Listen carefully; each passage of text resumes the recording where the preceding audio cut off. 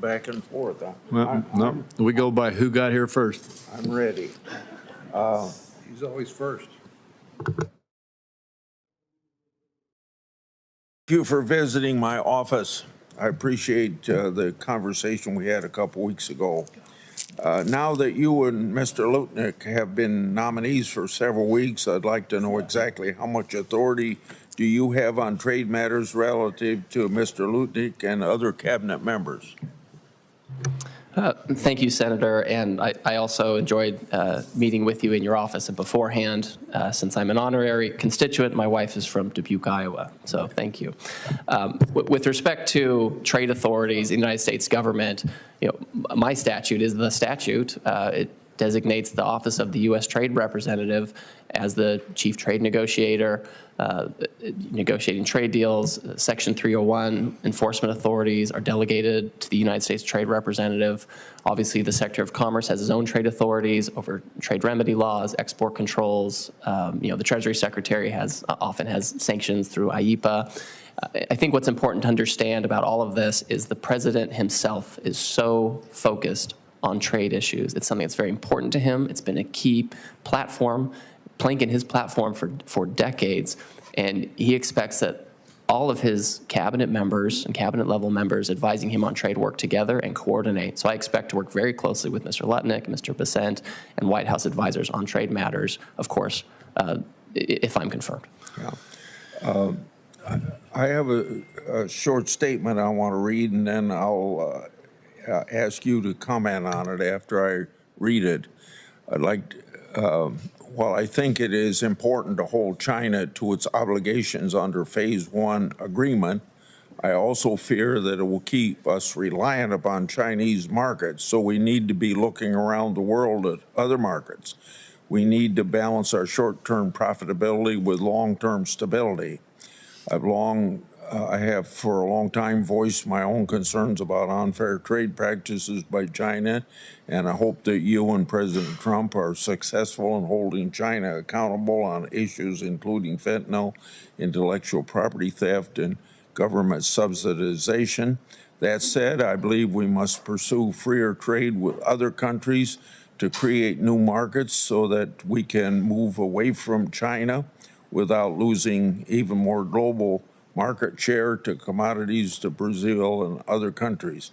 The free trade agreements that were negotiated under George W. Bush have resulted in large trade surpluses in key industries like agriculture and manufacturing. And I think we need more free trade. And I know that President Trump is more interested in bilateral agreements than multi-state agreements.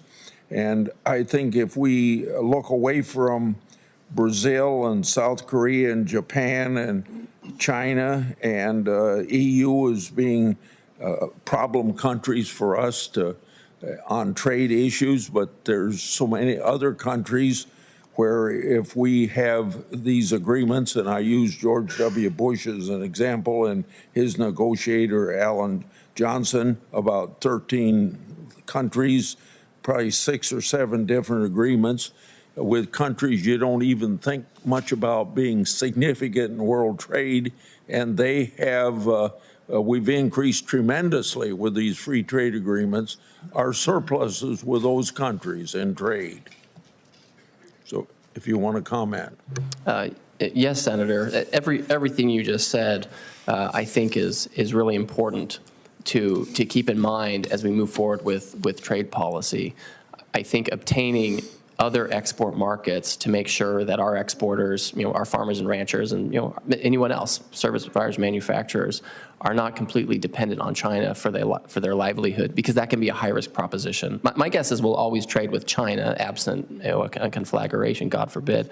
But we do have to have diverse export markets for our exporters, and I think that if we can be thoughtful in going to other countries where we see real concrete areas of advancement, we should pursue that.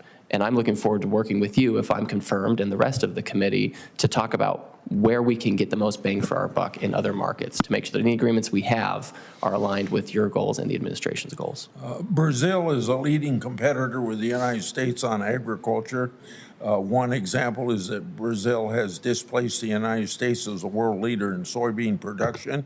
Another issue with Brazil that I brought up with your predecessor, Ms. Tai, is drastically unfair advantage Brazil has on ethanol. U.S. exports face a 18% tariff on ethanol going to Brazil. However, Brazilian ethanol comes here nearly duty-free. So I hope you will address this trade imbalance with Brazil that Ambassador Tai wasn't successful in doing, taking action to reduce or eliminate this harmful tariff on American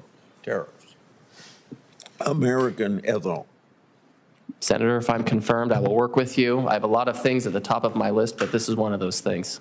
I'm happy to work with you if I'm confirmed. Thank you.